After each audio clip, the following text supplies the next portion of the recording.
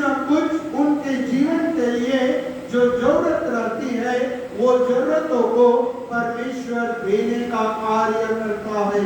इसलिए प्रिय भाइयों और बहनों, आपको विश्वास करना है कि आज आप जो कुछ भी मांगते हैं प्रभु आपको देगा, क्योंकि प्रभु ने आपको नाम लेकर इस जगह पर बुलाया है। Hallelujah, hallelujah, hallelujah, hallelujah, hallelujah, hallelujah, hallelujah.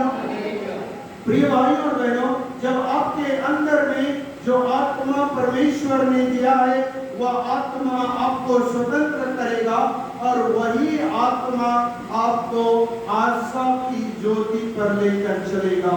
इसलिए हम रोमन्स चैप्टर 5 वर्स 5 में पढ़ते हैं, होप डज नॉट डिसअपॉइंट अस। आशा हमें निराशा नहीं करती।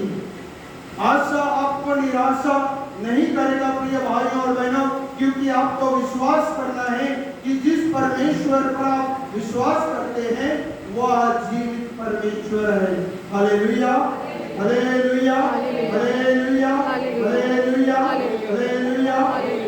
और जब आप उस परमेश्वर को, उस आत्मा को आप पहचान गए हैं, वही आत्मा आपको सत्य बोलने के लिए भी प्रेरणा प्रदान करेगा। इसलिए we read in Romans chapter 9 verse 1, I am speaking the truth. Paul says, I don't speak unnecessary, I speak the truth. The truth जो पौलुस कहता है वह ट्रूथ यह है प्रिय भाइयों और बहनों, संत पौलुस कहता है कि मैं जीवित नहीं हूँ बल्कि ईश्वर की आत्मा मुझ में जीवित है। It is not that I one who live, but Christ one who lives within me.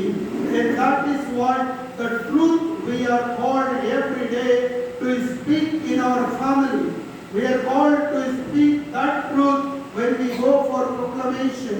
इसलिए प्रिय भाइयों और बहनों, आपको सत्य की आत्मा दिया गया है, असत्य की आत्मा नहीं। जो असत्य बोलता है वह परमेश्वर के दर्शन नहीं कर पाता। जो असत्य बोलता है उसे छुटकारा नहीं मिलता।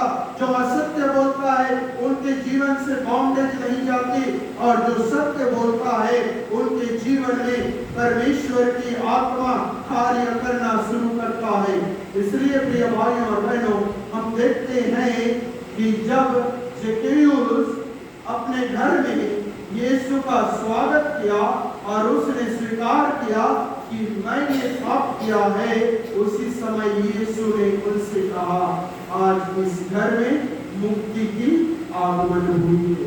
The salvation has entered to this house because Zacchaeus spoke the truth to Jesus.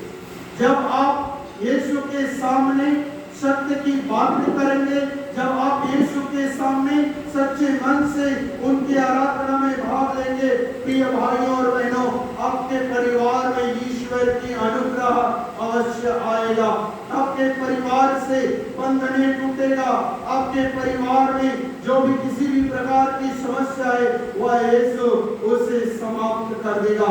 लेकिन आपको विश्वास सत्य की आत्मा पर चलने की कोशिश करना है।